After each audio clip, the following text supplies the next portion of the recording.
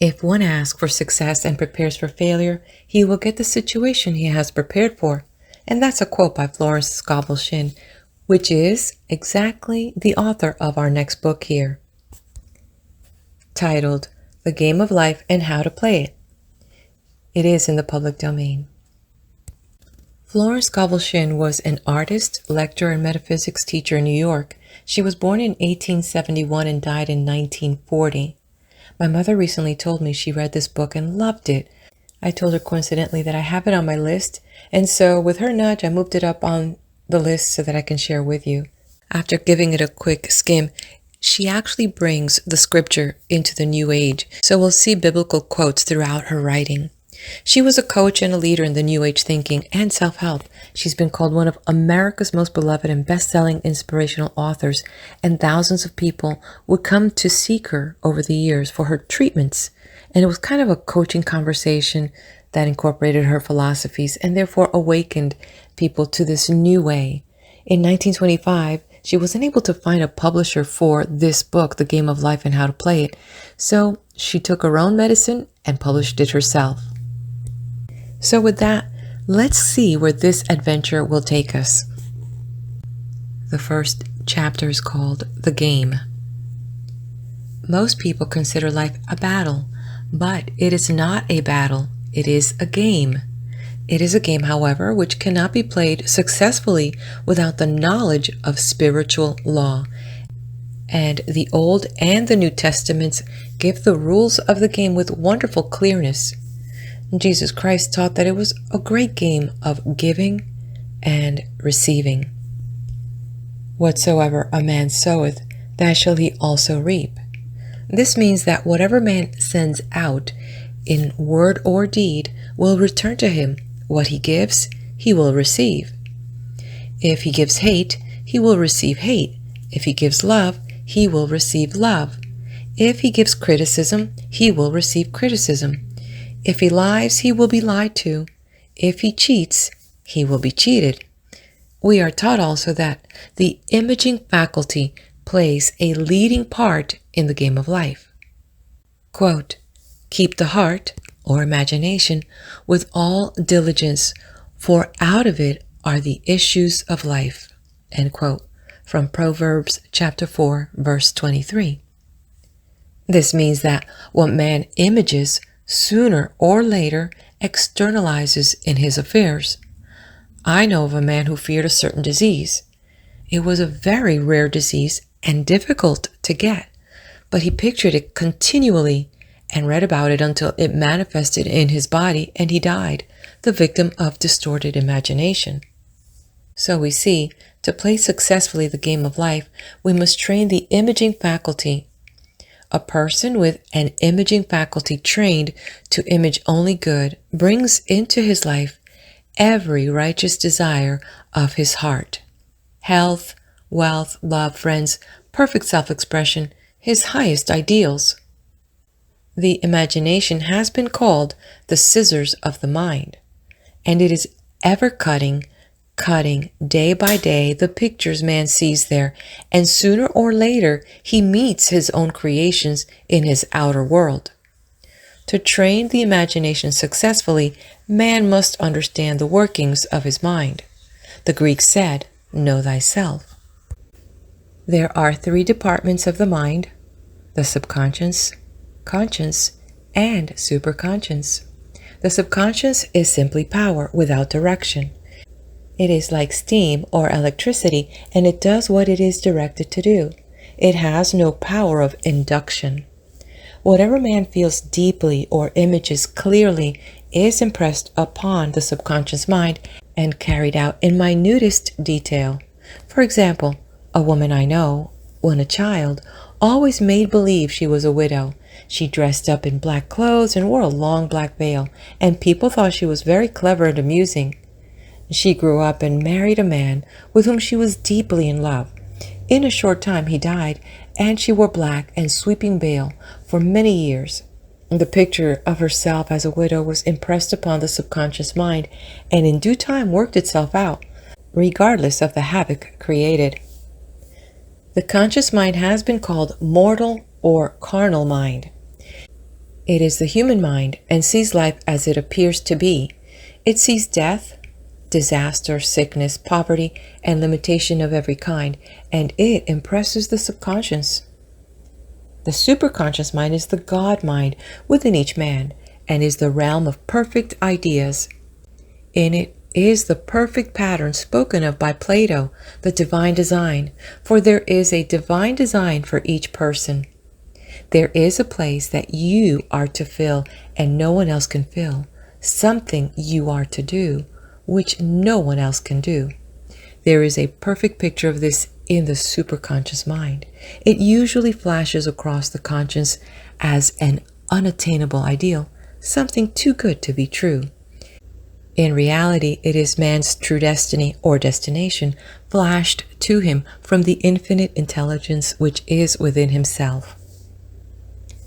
Many people, however, are in ignorance of their true destinies and are striving for things and situations which do not belong to them and would only bring failure and dissatisfaction if attained.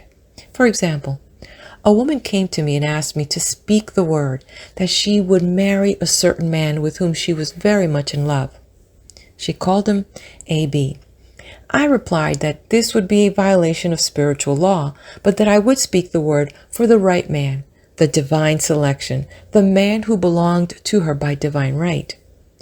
I added, if A.B. is the right man, you can't lose him, and if he isn't, you will receive his equivalent. She saw A.B. frequently, but no headway was made in their friendship.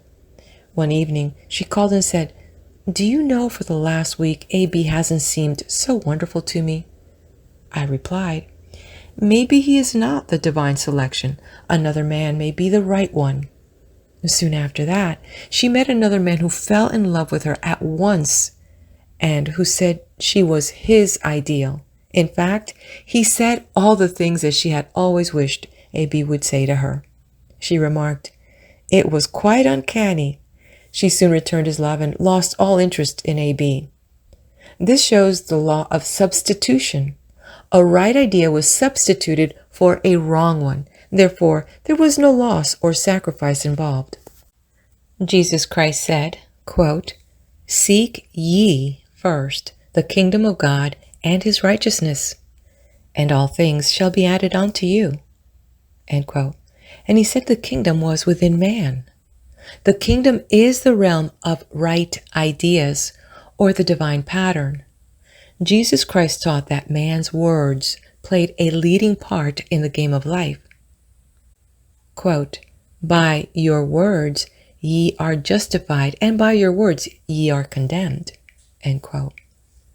Many people have brought disaster into their lives through idle words. For example, a woman asked me why her life was now one of poverty, of limitation. Formerly, she had a home, was surrounded by beautiful things, and had plenty of money. We found she had often tired of the management of her home and had said repeatedly, I'm sick and tired of things. I wish I lived in a trunk. And she added, today I'm living in that trunk. And she had spoken herself into a trunk. The subconscious mind has no sense of humor, and people often joke themselves into unhappy experiences. For example, a woman who had a great deal of money joked continually about getting ready for the poorhouse. In a few years, she was almost destitute, having impressed the subconscious mind with a picture of lack and limitation. Fortunately, the law works both ways, and a situation of lack may be changed to one of plenty.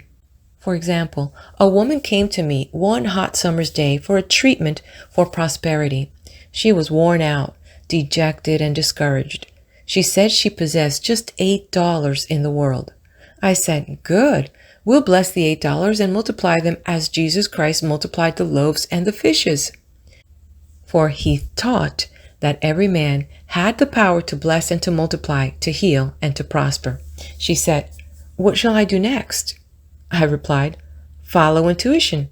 Have you a hunch to do anything or to go anywhere? Intuition means intuition, or to be taught from within. It is man's unerring guide, and I will deal more fully with its law in a following chapter. The woman replied, I don't know. I seem to have a hunch to go home.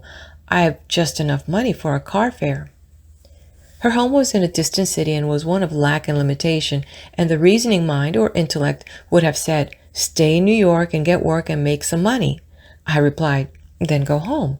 Never violate a hunch." I spoke the following words for her. Infinite Spirit, open the way for great abundance for blank. She is an irresistible magnet for all that belongs to her by divine right. I told her to repeat it continually also. She left for home immediately. In calling on a woman one day, she linked up with an old friend of her family. Through this friend, she received thousands of dollars in a most miraculous way. She has said to me often, "Tell people about the woman who came to you with $8 and a hunch." There's always plenty on man's pathway, but it can only be brought into manifestation through desire, faith, or the spoken word. Jesus Christ brought out clearly that man must make the first move. Quote, "Ask, and it shall be given you. Seek, and ye shall find. Knock, and it shall be opened unto you." End quote. From Matthew 7, verse 7. In the scriptures we read, "Concerning the works of my hands, command ye me." Infinite intelligence, God, is ever ready to carry out man's smallest or greatest demands. Every desire, uttered or unexpressed, is a demand. We are often startled by having a wish suddenly fulfilled. For example, one Easter, having seen many beautiful rose trees in the florist's window, I wished I would receive one, and for an instant saw it mentally being carried in the door. Easter came, and with it a beautiful rose tree. I thanked my friend the following day, and I told her it was just what I wanted. She replied, "I didn't send you a rose tree. I sent you lilies." The man had mixed the order and sent me a rose tree simply because I had started the law in action, and I had to have a rose tree. Nothing stands between man and his highest ideals and every desire of his heart but doubt and fear. When man can wish without worrying, every desire will be instantly fulfilled. I will explain more fully in a following chapter the scientific reason for this and how fear must be erased from the consciousness. It is man's only enemy: fear of lack, fear of failure, fear of sickness, fear of loss, and a feeling of insecurity on some plane. Jesus Christ said, "Why are ye fearful, O ye of little faith?" From Matthew chapter 8, verse 26. So we can see we must substitute faith for fear. For fear is only inverted faith. It is faith in evil instead of good. The object of the game of life is to see clearly one's good and to obliterate all mental pictures of evil. This must be done by impressing the subconscious mind with a realization of good. A very brilliant man who has attained great success told me he had suddenly erased all fear from his consciousness by reading a sign which hung in a room. He saw printed in large letters this statement, "Why worry? It will probably never happen." These words were stamped indelibly upon his subconscious mind, and he has now a firm conviction that only good can come into his life. Therefore, only good can manifest. In the following chapter, I will deal with the different methods of impressing the subconscious mind. It is man's faithful servant, but one must be careful to give it the right orders. Man has ever a silent listener at his side, his subconscious mind. Every thought, every word is impressed upon it and carried out in amazing detail. It is like a singer making a record on the sensitive disc of the phonographic plate. Every note and tone of the singer's voice is registered. If he coughs or hesitates, it is registered also. So let us break all the old bad records in the subconscious mind, the records of our lives which we do not wish to keep, and make new and beautiful ones. Speak these words aloud with power and conviction. I now smash and demolish, by my spoken word, every untrue record in my subconscious mind. They shall return to the dust heap of their negative nothingness, for they came from my own vain imaginings. I now make my perfect records through the Christ within, the records of health, wealth, love, and perfect self-expression. This is the square of life, the game completed. In the following chapters, I will show how man can change his conditions by changing his words. Any man who does not know the power of the word is behind the times. Death and life are in the power of the tongue. From Proverbs chapter 18, verse 21. End of chapter 1. Let's go on to chapter 2 right here, the law of prosperity. Yeah, the Almighty shall be thy defense, and thou shalt have plenty of silver.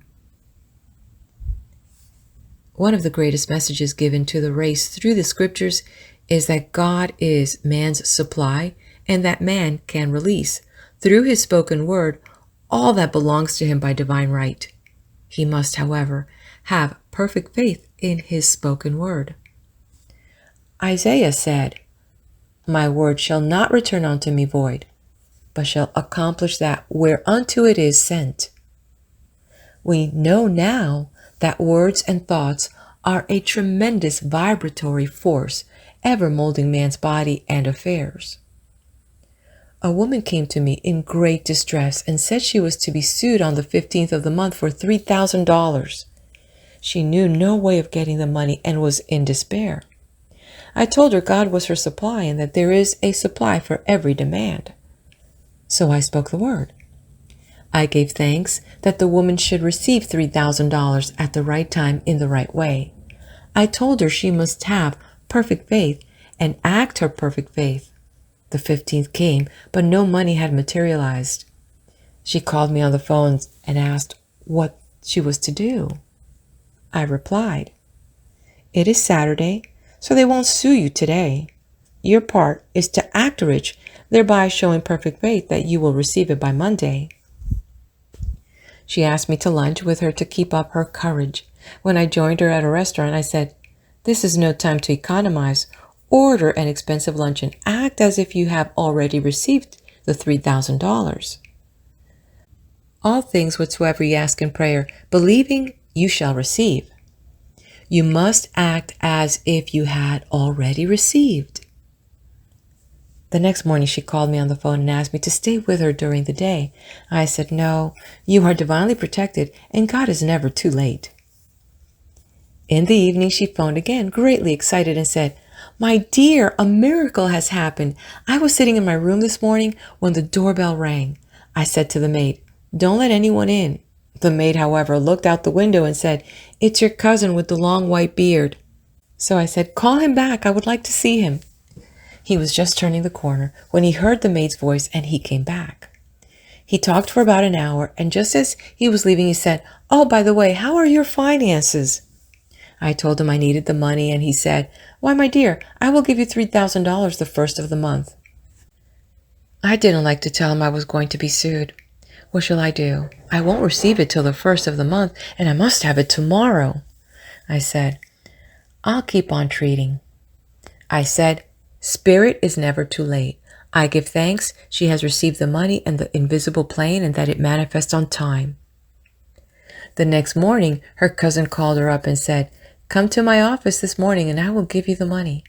That afternoon, she had $3,000 to her credit in the bank and wrote checks as rapidly as her excitement would permit.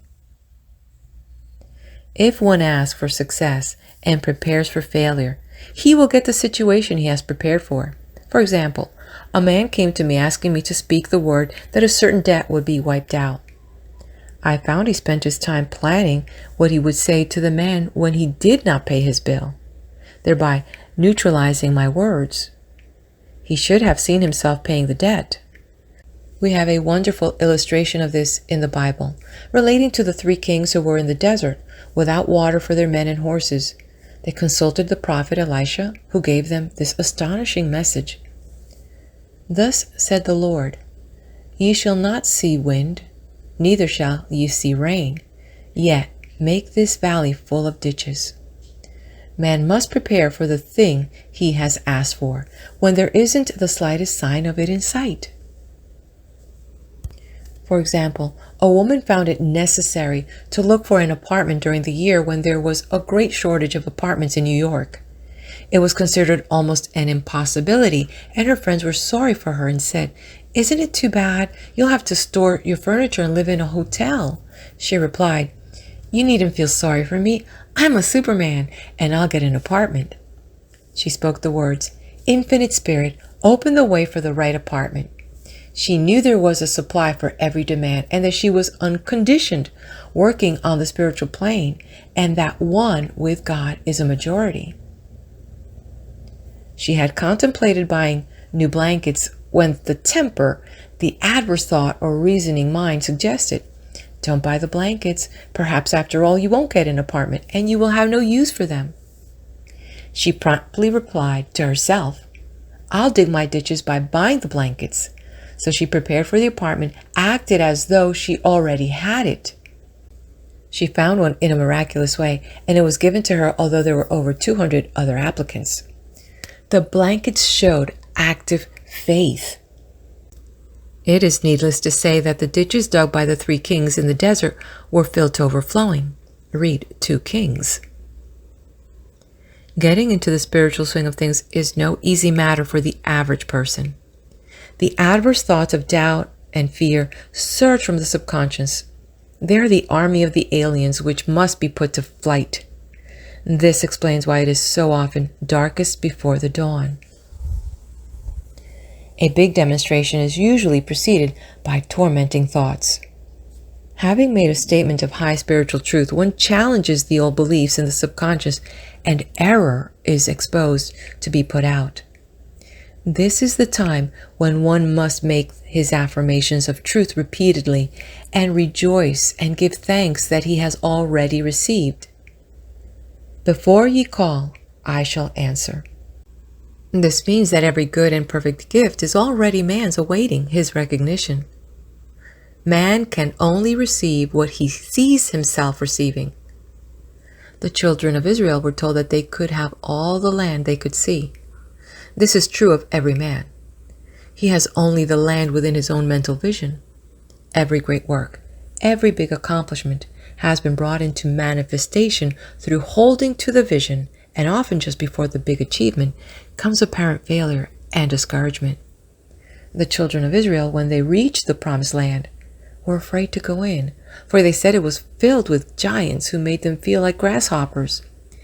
And there we saw the giants, and we were in our own sights as grasshoppers. This is almost every man's experience. However, the one who knows spiritual law is undisturbed by appearance and rejoices while he is yet in captivity. That is, he holds to his vision and gives thanks that the end is accomplished, he has received. And Jesus Christ gave a wonderful example of this. He said to his disciples, "Say not ye, there are yet 4 months, and then cometh the harvest? Behold, I say unto you, lift up your eyes and look on the fields, for they are ripe already to harvest." His clear vision pierced the world of matter, and he saw clearly the 4th-dimensional world, things as they really are, perfect and complete in divine mind. So man must ever hold the vision of his journey's end and demand the manifestation of that which he has already received. It may be his perfect health, love, supply, self-expression, home, or friends. They are all finished and perfect ideas registered in divine mind, man's own superconscious mind, and must come through him, not to him. For example, a man came to me asking for treatments for success. It was imperative that he raise, within a certain time, $50,000 for his business. The time limit was almost up when he came to me in despair. No one wanted to invest in his enterprise, and the bank had flatly refused a loan. I replied, "I suppose you lost your temper while at the bank. Therefore, your power, you can control any situation if you first control yourself. Go back to the bank," I added, "and I will treat." My treatment was, you are identified in love with the spirit of everyone connected with the bank. Let the divine idea come out of this situation. He replied, Woman, you are talking about an impossibility. Tomorrow is Saturday. The bank closes at 12, and my train won't get me there until 10. And the time limit is up tomorrow. And anyway, they won't do it. It's too late. I replied, God doesn't need any time and is never too late. With him, all things are possible. I added, I don't know anything about business, but I know all about God. He replied, It all sounds fine when I sit here listening to you, but when I go out, it's terrible. He lived in a distant city, and I did not hear from him for a week. Then came a letter. It read, You were right. I raised the money and will never again doubt the truth of all that you told me. I saw him a few weeks later, and I said, Whatever happened? You evidently had plenty of time after all. He replied, My train was late, and I got there just 15 minutes to 12. I walked into the bank quietly and said, I have come here for the loan, and they gave it to me without a question. It was the last 15 minutes of the time allotted to him, and Infinite Spirit was not too late. In this instance, the man could never have demonstrated alone. He needed someone to help him hold to the vision. This is what one man can do for another. Jesus Christ knew the truth of this when he said, If two of you shall agree on earth as touching anything that they shall ask, it shall be done for them of my Father which is in heaven. One gets too close to his own affairs and becomes doubtful and fearful. The friend of a healer sees clearly the success, health, or prosperity and never wavers because he is not close to the situation. It is much easier to demonstrate for someone else than for one's self, so a person should not hesitate to ask for help if he feels himself wavering. A keen observer of life once said, No man can fail if some one person sees him successful. Such is the power of the vision, and many a great man has owed his success to a wife or sister or a friend who believed in him and held without wavering to the perfect pattern. End of chapter 2. If you haven't done so, hit that like button, subscribe to the channel, share this book with someone that could use this uplifting words, and let's head over now to the next video where I will be there with the power of the word.